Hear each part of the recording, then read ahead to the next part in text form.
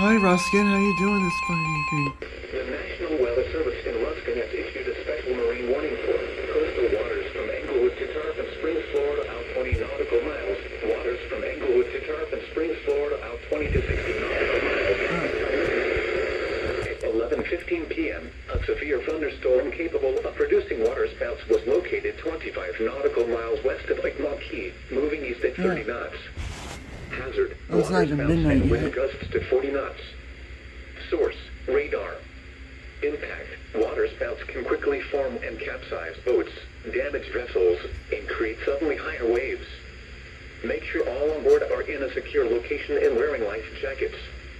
Expect wind gusts in excess of 34 knots, suddenly higher waves, frequent lightning, and heavy downpours. Make sure all on board are wearing life jackets. Locations impacted include Manatee 7 Mile North Reef, Manatee 3 Mile North Reef, and Manatee 7 Mile South Reef. Move to safe harbor until hazardous weather passes. Thunderstorms can produce sudden waterspouts. Waterspouts can easily overturn boats and create locally hazardous seas. Seek safe harbor immediately.